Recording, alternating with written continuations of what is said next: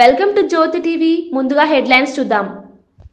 INS విక్రాంత్లో సైనికులతో దీపావళి జరుపుకున్న మోదీ. గోవా సముద్ర తీరంలో నేవీ అధికారులతో పండుగ వేడుకలు. ఆపరేషన్ సింధూర్ ధైర్యానికి ప్రధాని మోదీ సెల్యూట్. సైనికుల త్యాగం దేశ గౌరవానికి ప్రతీక అన్న ప్రధాని వ్యాఖ్య.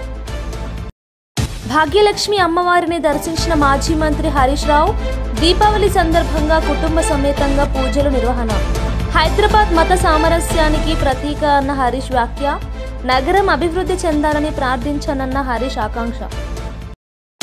కేతిరెడ్డి భవిష్యత్తుపై సంచలన వ్యాఖ్యలు చేసిన జేసీ ప్రభాకర్. ఇదే మీ లాస్ట్ దీపావళి అన్న బెదిరింపులపై ఘాటు స్పందన. పెద్దారెడ్డి ఇక ఎమ్మెల్యే కాలేడన్న జేసీ వ్యాఖ్య. ఆయన వ్యాఖ్యలతో రాజకీయ వర్గాల్లో చర్చ. జీఎస్టీ తగ్గింపుతో ప్రజలకు ఉపశమనం లభించిందన్న రామచందర్. సైనికులతో దీపావళి జరుపుకుంటున్న ప్రధాని మోదీ ప్రశంస. రామరాజ్యం స్థాపన రోజే దీపావళి అని వ్యాఖ్య.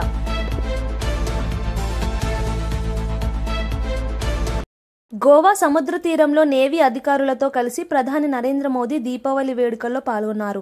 ఐఎన్ఎస్ విక్రాంత్ పేరు వినగానే శత్రువులకు భయం పుడుతుందని చెప్పారు. మన రక్షణ దళాల పరాక్రమం ప్రపంచానికి ఆదర్శమని కొనియాడారు. ఆపరేషన్ సింధూర్లో త్రివిధ దళాలు ప్రదర్శించిన ధైర్యానికి సెల్యూట్ చేస్తున్నానని పేర్కొన్నారు. సైనికుల త్యాగం దేశ గౌరవానికి ప్రతీక అని తెలిపారు. तेज गति से चलने वाले हवाई जहाज, ये पनडुब्बियां, ये अपनी जगह पर है, लेकिन जो जज्बा आप में है ना, वो उसको भी जानदार बना देता है. ये शिप भले लोहे के हो, लेकिन जब आप उस पर सवार होते हैं ना, तब वो जांबाज जीवित सैन्य बन जाता है.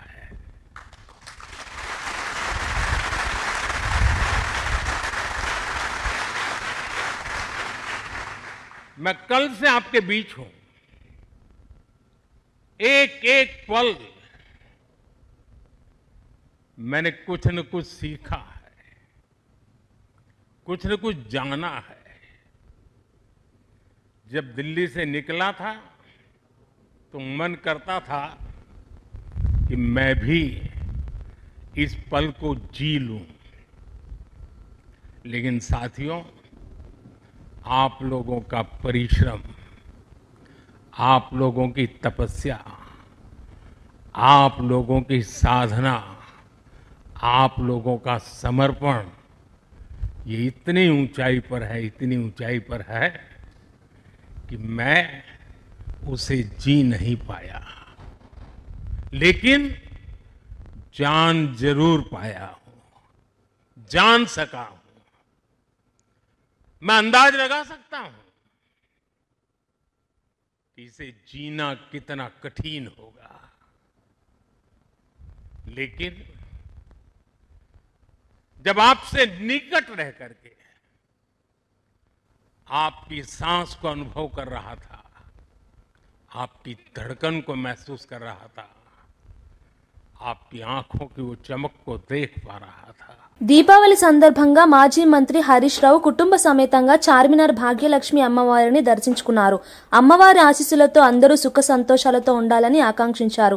హైదరాబాద్ మత సామరస్యానికి ప్రతీక అని పేర్కొన్నారు. నగరం మరింత అభివృద్ధి చెందాలని ప్రార్థించానని చెప్పారు. రాష్ట్ర ప్రజలందరికీ కూడా దీపావళి పండుగ శుభాకాంక్షలు తెలియజేస్తా ఉన్నాం. ఆ అమ్మవారి దయతోని రాష్ట్ర ప్రజలందరూ కూడా సుఖ సంతోషాలతో ఆయురారోగ్యాలతో ఉండాలని, ఆ అమ్మవారు మనందరినీ చల్లగా దీవించాలని ప్రార్థించడం జరిగింది. ముఖ్యంగా హైదరాబాద్ అంటేనే ఒకప్పుడు మత సామరస్యానికి మరి ప్రతీకగా మన హైదరాబాద్ ఉండేది. చార్మినార్లో భాగంగా భాగ్యలక్ష్మి అమ్మవారి దేవాలయం ఉండడం, హిందువులు ముస్లింలను గౌరవించడం, ముస్లింలు హిందువులను గౌరవించడం, ఒకరి పండగను ఒకరు, ఒకరి సాంప్రదాయాల్ని ఒకరు గౌరవించుకునే గొప్ప సంస్కృతి మన హైదరాబాద్కు ఉంది. ఈ హైదరాబాద్ నగరం ఇంకా ఇంకా వెలిసిల్లాలని, ఇంకా అభివృద్ధి పథంలో ప్రయాణించాలని అమ్మవారిని ప్రార్థించడం జరిగింది. సీఎం రేవంత్ పై సోషల్ మీడియాలో పెడుతున్న చిల్లర పోస్టులకు బీఆర్ఎస్ పార్టీ బాధ్యత వహించాలని ఎమ్మెల్సీ వెంకట్ బల్మూర్ అన్నారు. స్వేచ్ఛ పేరుతో తప్పుడు ప్రచారం అంగీకారమని విమర్శించారు.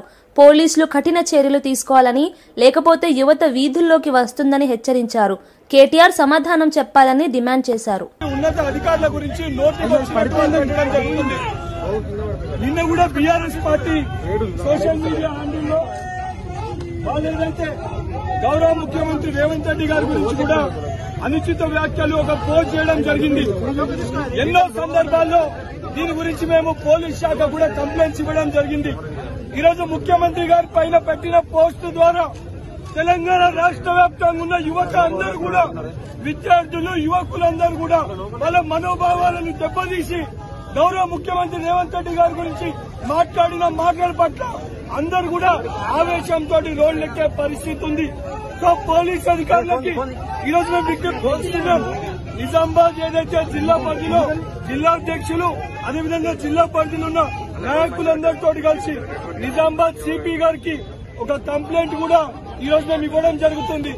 ఈ రకంగా ముఖ్యమంత్రి గారి పైన పోస్టులు పెట్టిన BRS party official social media handle, దీనికి సంపూర్ణ బాధ్యత ఆ party working president Kalvakuntla Taraka Ramarao పైన కఠినమైన సెక్షన్స్ పెట్టి ఆయన పైన చర్యలు తీసుకోవాలి.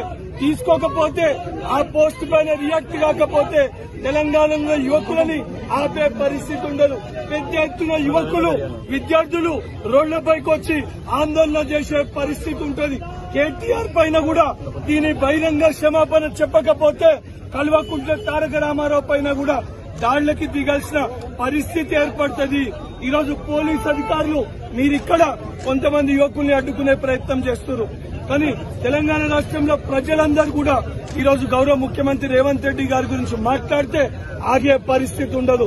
సో తక్షణమే దీనిపైన రియాక్ట్ అయి కేసులు పెట్టి కల్వకుంట్ల తారక రామారావు పైన, బీఆర్ఎస్ పార్టీ హ్యాండిల్ నడిపే వాళ్లపైన కఠినమైన చర్యలు తీసుకోవాలని చెప్పి మీడియా ద్వారా పోలీస్ శాఖ కూడా విజ్ఞప్తి చేస్తున్నాను. ఏపీని పెట్టుబడుల కేంద్రంగా మార్చుతున్నామని విజయనగరం ఎంపీ కలిశెట్టి అప్పలనాయుడు తెలిపారు. సీఎం చంద్రబాబు, ఉప సీఎం పవన్ కళ్యాణ్, మంత్రి లోకేష్ చొరవతో వైజాగ్ ఐటీ హబ్ గా మారుతోందని చెప్పారు. గూగుల్, కాగ్నిజెంట్ వంటి సంస్థలతో ఒప్పందాలు కుదుర్చుకున్నామని వెల్లడించారు. జగన్ అబద్దాల ప్రచారం ప్రజలు నమ్మరని అన్నారు.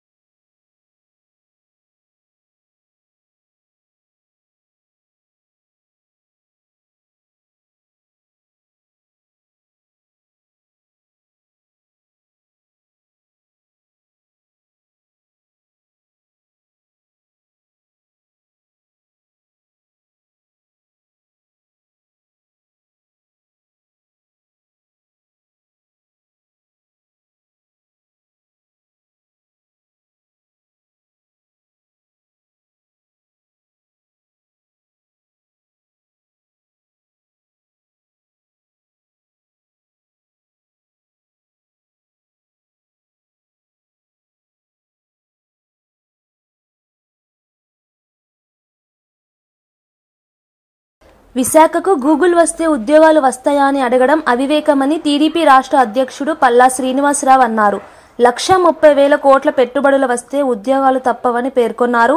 1998లో చంద్రబాబు హైదరాబాద్కు మైక్రోసాఫ్ట్ తెచ్చినప్పుడు కూడా విమర్శించారని గుర్తు చేశారు.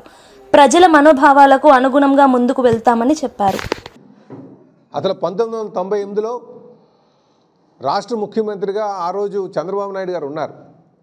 హైదరాబాద్ని మైక్రోసాఫ్ట్ తీసుకొచ్చిన తర్వాత ఆ రోజు కూడా చాలామంది అన్నారు, ఇదేమైనా కూడు పెడుతుందా, మనకేం కంప్యూటర్ కూడు పెడుతుందా అని అడిగారు. ఈరోజు చెప్పాలంటే సుమారు 65,000 కోట్లు కేవలం ఐటీ నుంచి ఆదాయం ఉంది ఆ రాష్ట్రానికి. 65,000 crores అంటే మాటలు కాదు, ఇంకా ఎక్కువ ఉంటుంది. నేను ఫిగర్స్ ఒకసారి చూస్తే ఇంకా ఎక్కువ ఉంటుంది. ప్రజల ఒక నిర్ణయాలే ఫైనల్, ఇది పక్కా అని చెప్పి తెలియజేస్తున్నాం. అంతే, ప్రజలు అదే ఉన్నారు కనుక అదే అవుతుంది.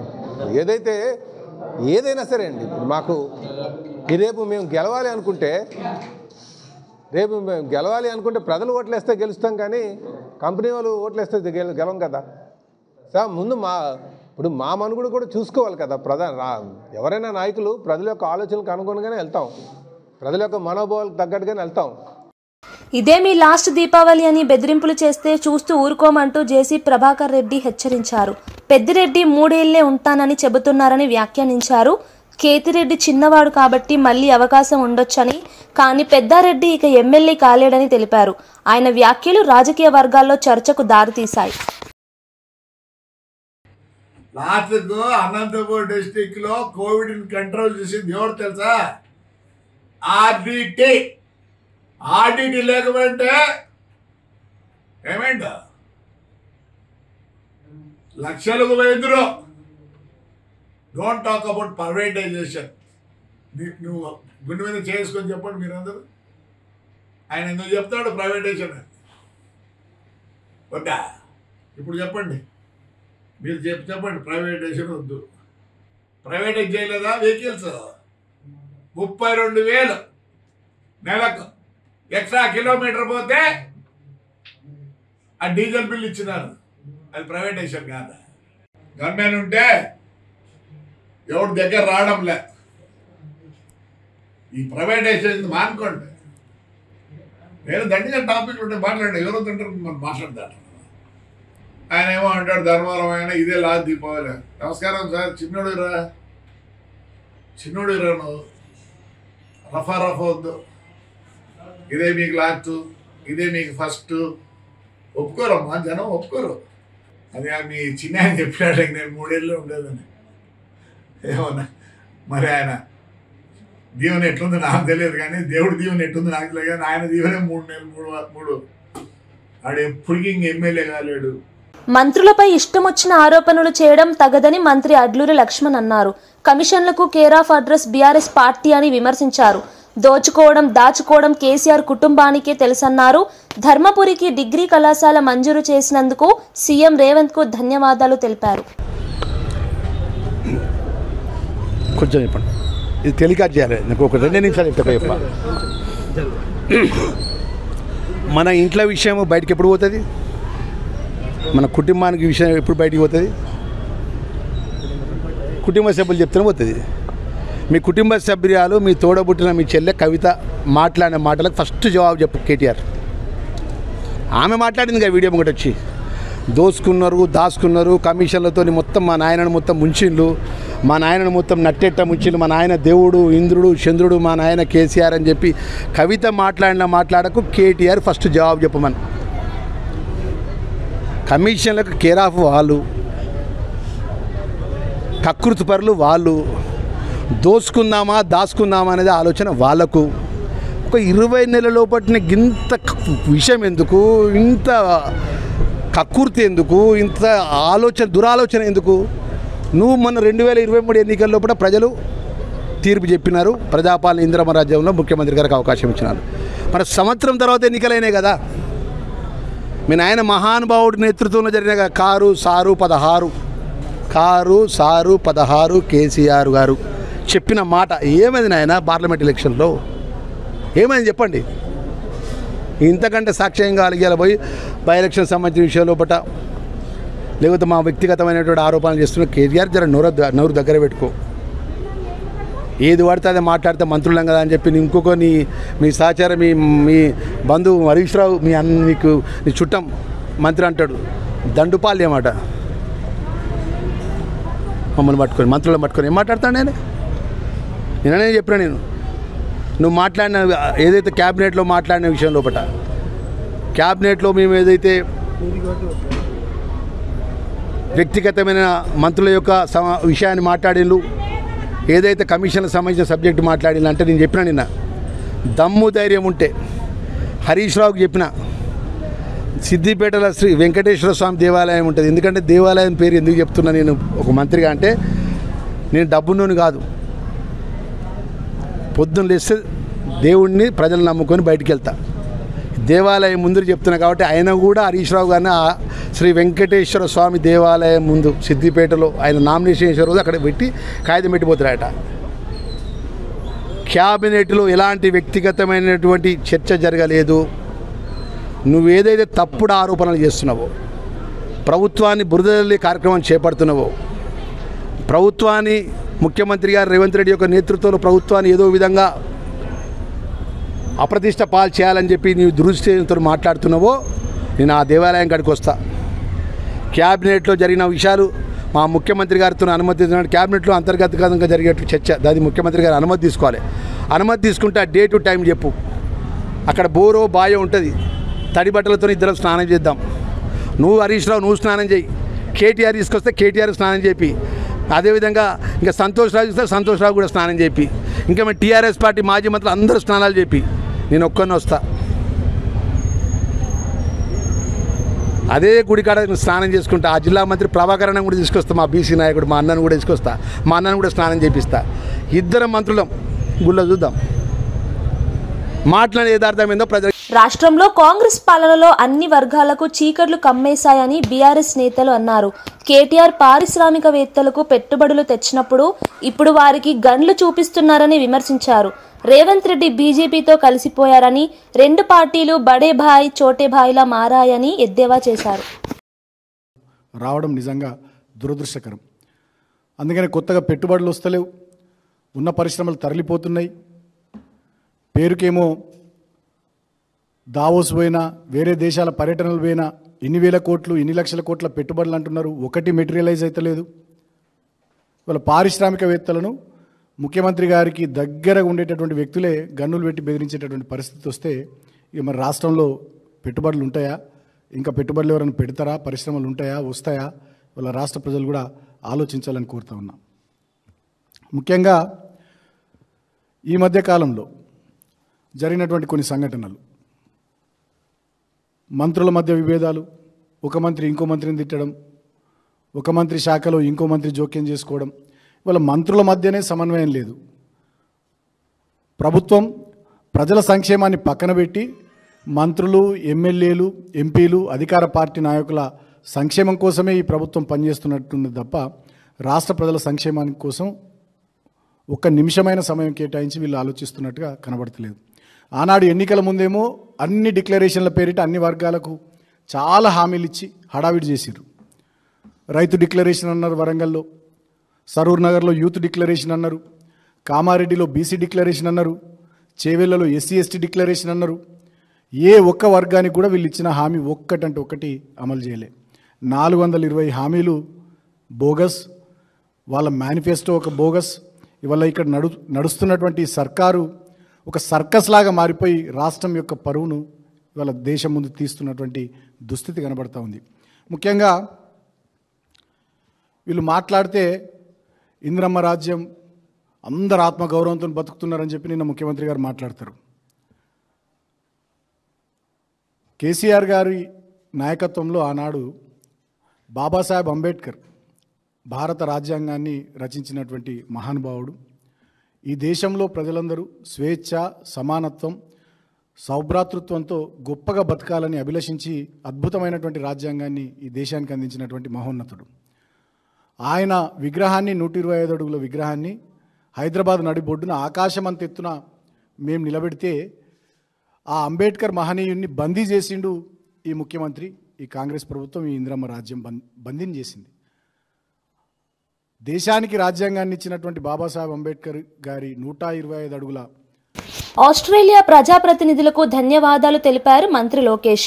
ఆంధ్రప్రదేశ్లో పెట్టుబడులకు అనుకూల వాతావరణం ఉందని వివరించారు. స్పీడ్ ఆఫ్ డూయింగ్ బిజినెస్ తమ బలమని చెప్పారు.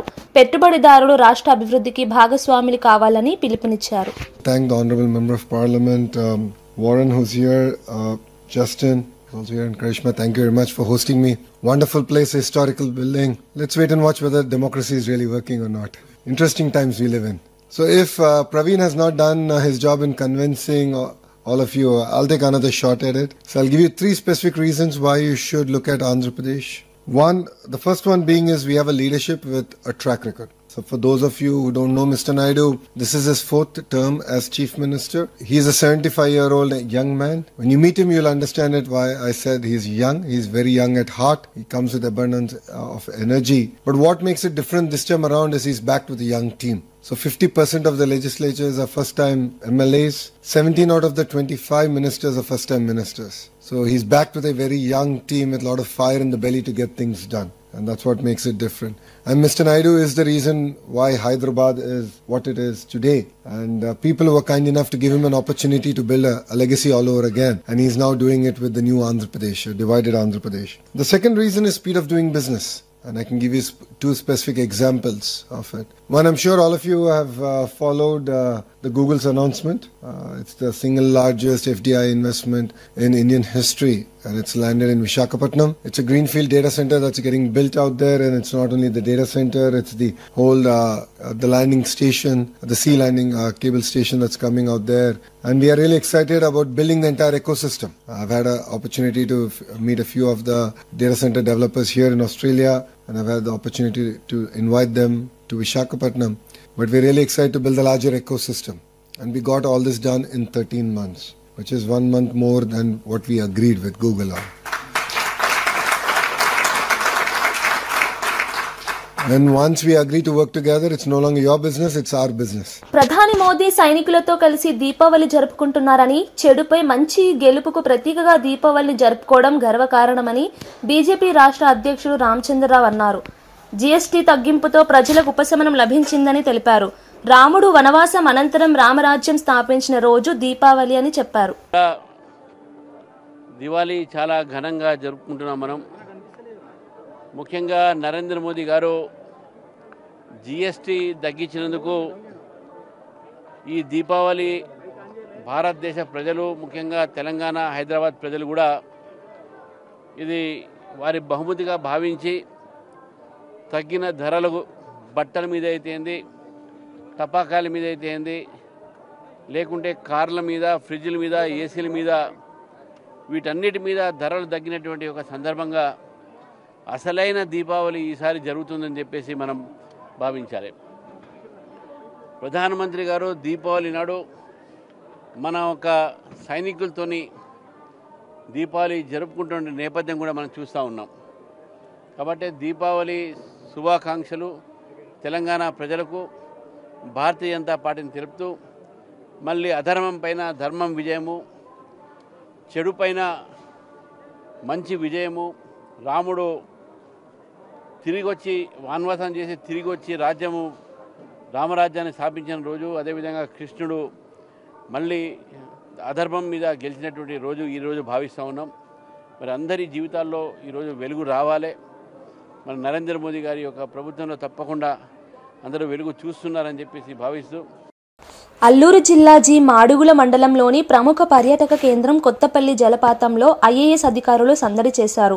సెలవు రోజును పురస్కరించుకుని పాడేరు ఐటీడీఏ ప్రాజెక్ట్ అధికారిని తిరుమణి శ్రీపూజ, పార్వతీపురం మన్యం జిల్లా sub collector Vaishali, Jaipur sub collector సత్యారెడ్డిలు జలపాత ప్రాంతంలో ఆహ్లాదకరంగా గడిపారు.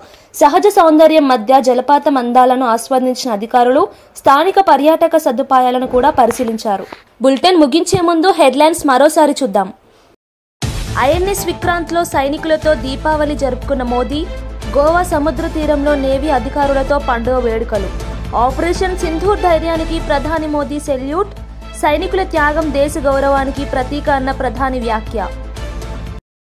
భాగ్యలక్ష్మి అమ్మవారిని దర్శించిన మాజీ మంత్రి హరీష్ రావు, దీపావళి సందర్భంగా కుటుంబ సమేతంగా పూజలు నిర్వహణ. హైదరాబాద్ మత సామరస్యానికి ప్రతీక అన్న హరీష్ వ్యాఖ్య. నగరం అభివృద్ధి చెందాలని ప్రార్థించానన్న హరీష్ ఆకాంక్ష. కేతిరెడ్డి భవిష్యత్తుపై సంచలన వ్యాఖ్యలు చేసిన జేసీ ప్రభాకర్.